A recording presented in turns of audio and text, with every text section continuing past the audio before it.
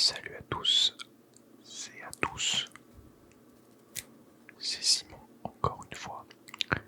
On se retrouve encore pour une nouvelle vidéo ASMR. J'ai sélectionné une histoire aujourd'hui pour vous la raconter. C'est une histoire qui provient du podcast Affaires sensibles,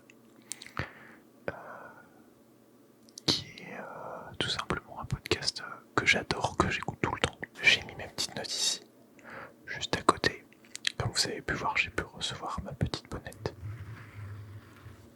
sur laquelle je peux faire du scratching comme ça.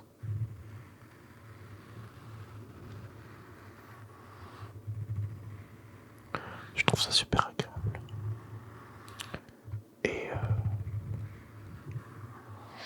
Et donc voilà.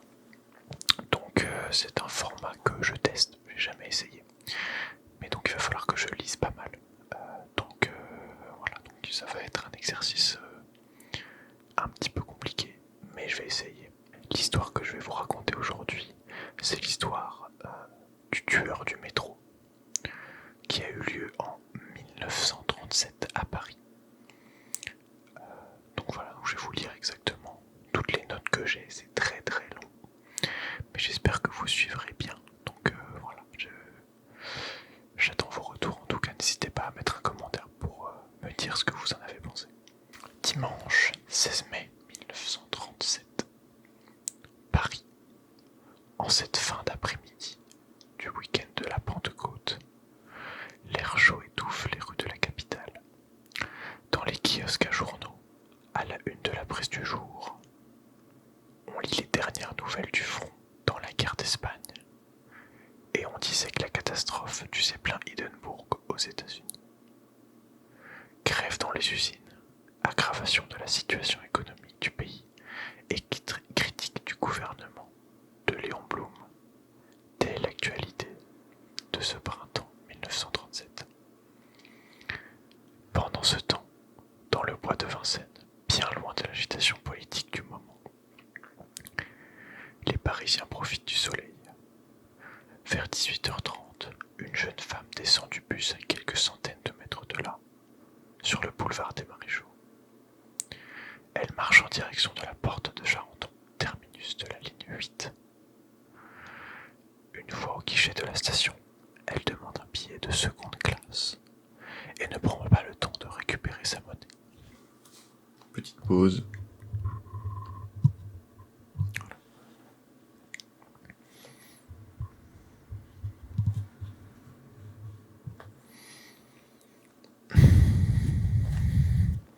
Puis, elle se précipite sur le quai. Elle va pour s'asseoir en compartiment de seconde, puis finalement se ravise et entre dans celui de la première. Elle ne se retourne pas, elle ne regarde pas derrière elle. De toute façon, personne ne semble lui prêter attention. Assise seule dans le wagon de première classe, on la distingue de par sa robe verte, ses cheveux roux et le petit chapeau blanc qu'elle porte sur la tête. Dans les instants qui suivent, un bruit sourd envahit le quai. Le chef de station donne le départ. C'est à ce moment précis, alors que les portes de la rame sont sur le point de se refermer, qu'un homme surgit et se faufile à l'intérieur du wagon de première. Et personne encore parmi les autres passagers et dans les autres wagons ne prennent vraiment attention. Personne encore parmi les autres passagers et dans les autres wagons ne prête attention à la scène. Car au même moment, effectivement,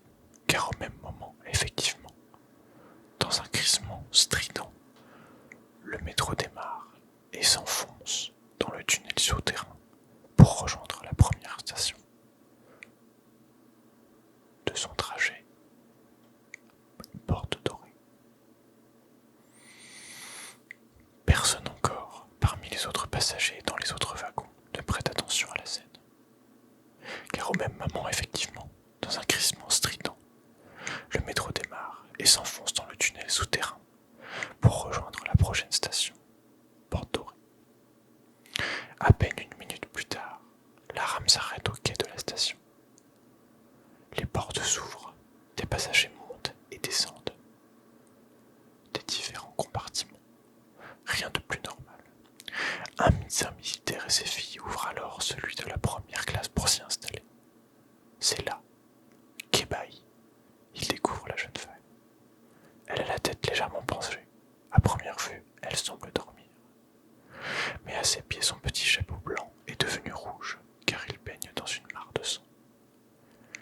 le médecin tente de porter secours à la jeune femme.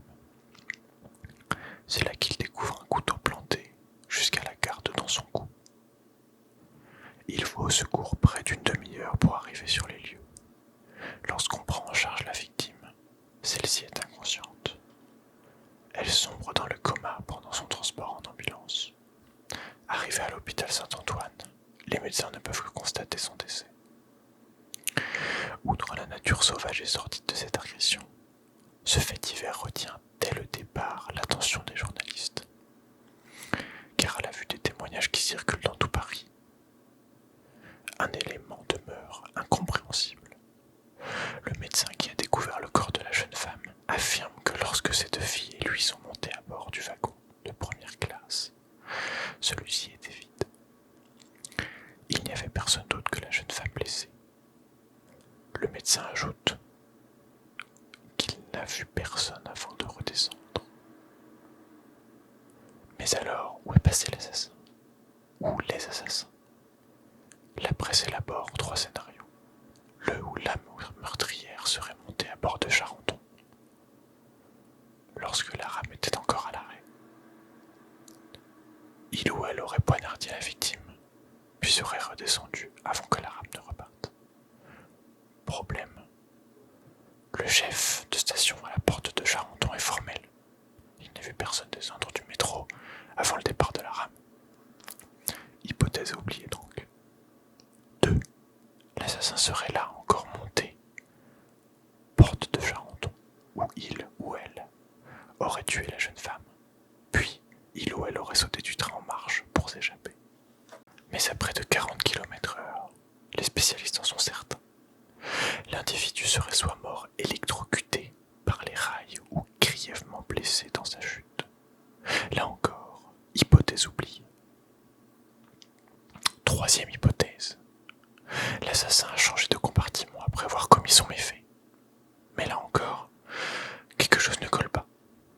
Dans la rame voisine, celle de seconde classe, personne parmi la quinzaine de passagers présents n'a vu entrer quelqu'un dans le wagon pendant que le train était en marche. Sachant qu'il faut à peine 58 secondes pour relier en métro les stations Porte de Charenton et Porte Dorée, cela veut dire que le ou la meurtrière avait moins d'1 minute pour commettre le crime et disparaître sans laisser de traces. L'homme qui se retrouve en charge de l'enquête, c'est le commissaire principal René Badin, de la brigade criminelle. Il est réputé pour être un flic sérieux, très procédurier, mais lorsqu'il découvre la scène de crime, il constate que rien n'a été fait dans les règles. Le corps de la victime a été déplacé plusieurs fois avant d'être emmené par les secours.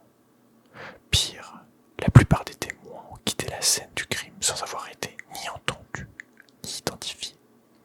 Et enfin, le sac à main de la victime semble avoir disparu. On le retrouvera un peu plus loin. Quelqu'un l'aurait sorti du métro, il l'aurait déposé à côté du quai.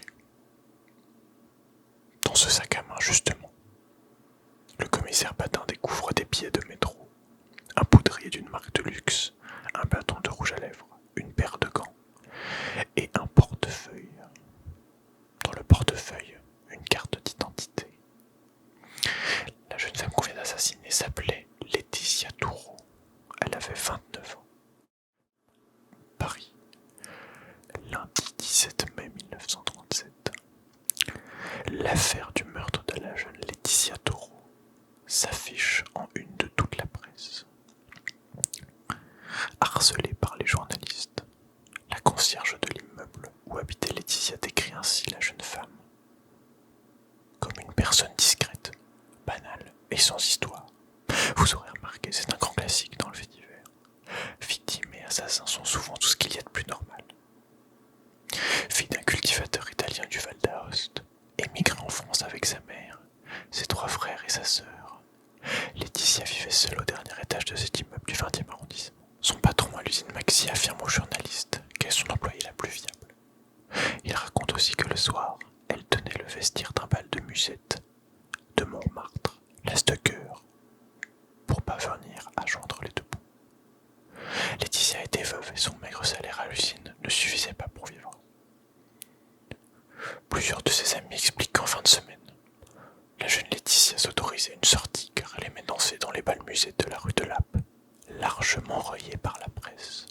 Le portrait de la vie de la jeune femme donne à ce fait divers déjà sinistre une dimension encore plus dramatique, car on y trouve tous les ingrédients d'un roman populaire, avec dans le rôle principal une jeune femme honnête, harassée par un destin qui s'acharne mais qui, comble de ses malheurs, meurt dans des conditions horribles.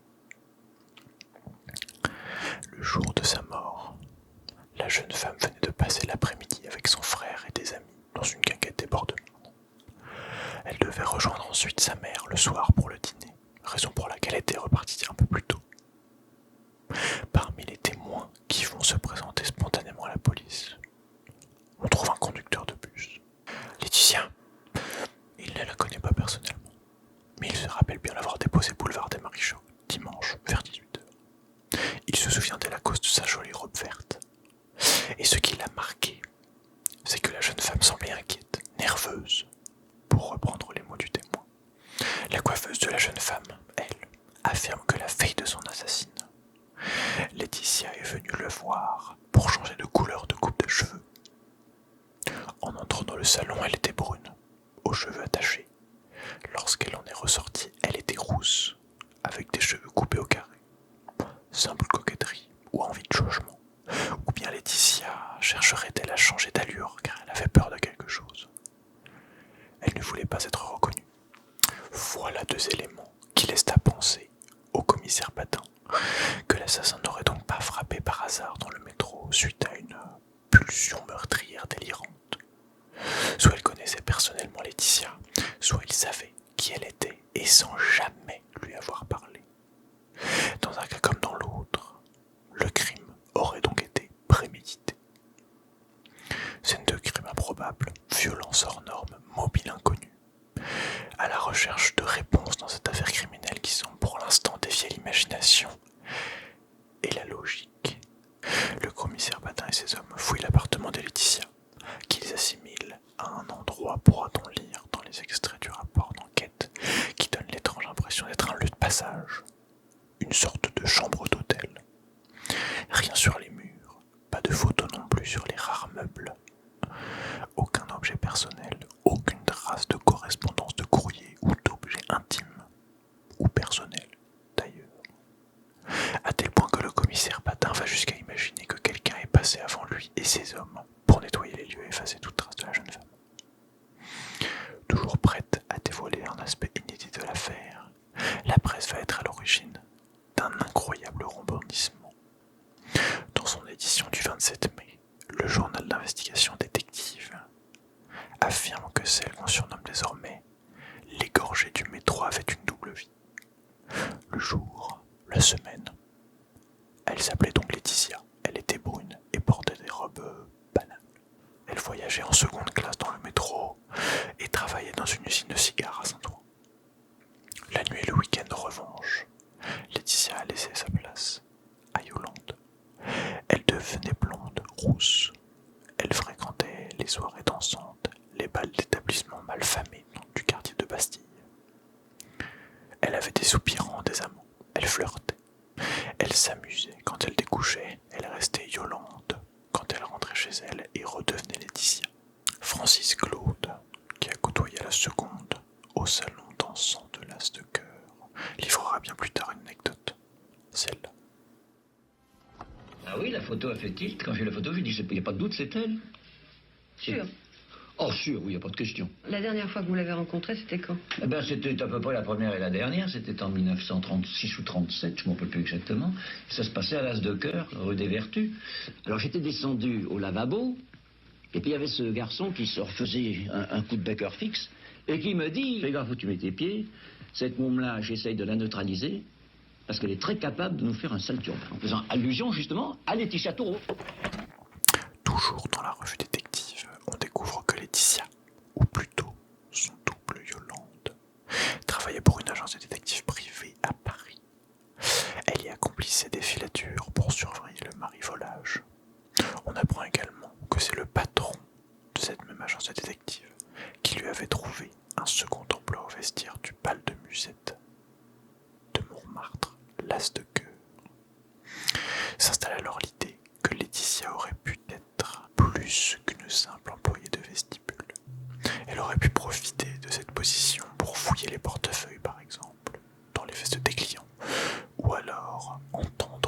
conversation confidentielle entre des truands et des gens du milieu.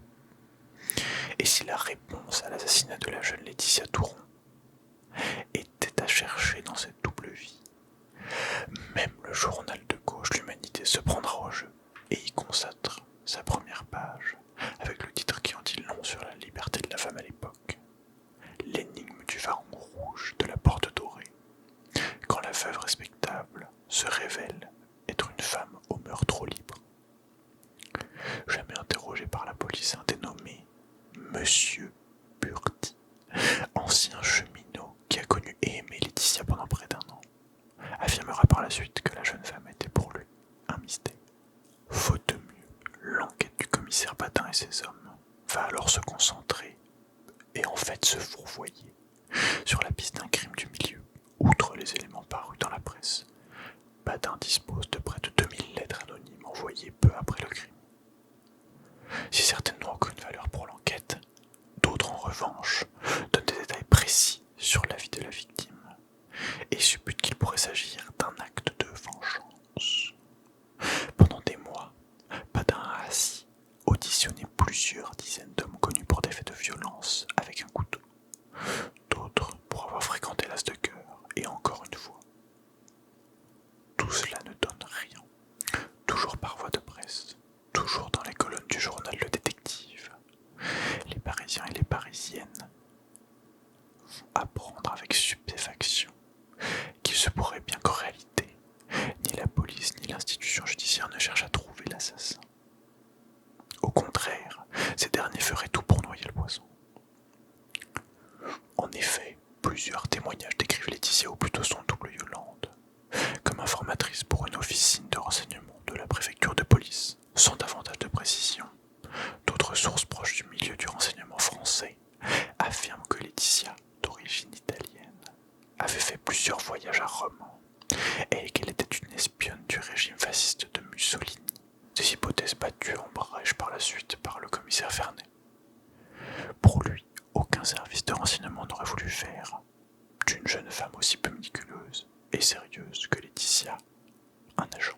Parmi les fréquentations de Laetitia, ou plutôt de son double Yolande, à l'As de cœur, on sait, grâce aux témoignages, que figurent plusieurs militants d'extrême droite, membres d'une organisation politique et paramilitaire clandestine du nom de la Cagoule.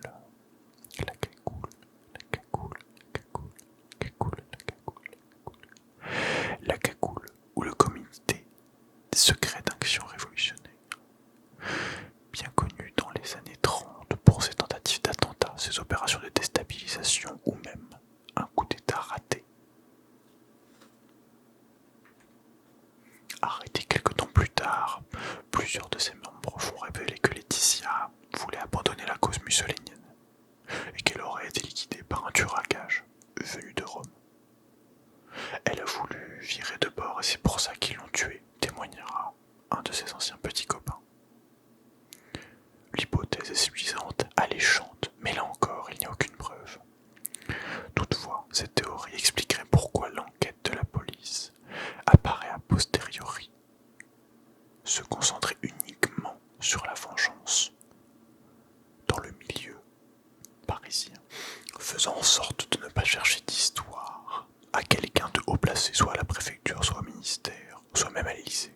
Et puis, à l'été 37, dans le climat d'incertitude et de tension diplomatique qui balaye l'Europe, la France ne souhaite plus se fâcher avec l'Italie. Que cette dernière soit fasciste ou non d'ailleurs, parce que le vrai danger, c'est l'Allemagne nazie. Pour autant, de là à laisser les agents d'une agence de renseignement agir sur son propre sol, dans le métro parisien, tout de même, difficile à imaginer. Quoi qu'il en soit, la police va classer l'affaire au bout de l'année 1938. Et depuis cette date, à l'exception de l'aveu d'un homme interné dans un asile en 1948, il n'y aura plus aucun rebondissement. Non, le tueur du métro reste à ce jour auteur d'un crime parfait, donc impuni et mystérieux, tout autant que surprenant. Un crime qui continue aujourd'hui encore de fasciner. Voilà, c'est la fin de l'histoire que je voulais raconter.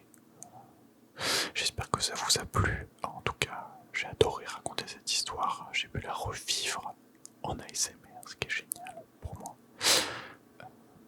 J'espère que ça vous a plu. J'ose espérer que certains d'entre vous se sont endormis pendant la lecture et que vous avez apprécié la vidéo tout simplement. Donc voilà, donc si c'est le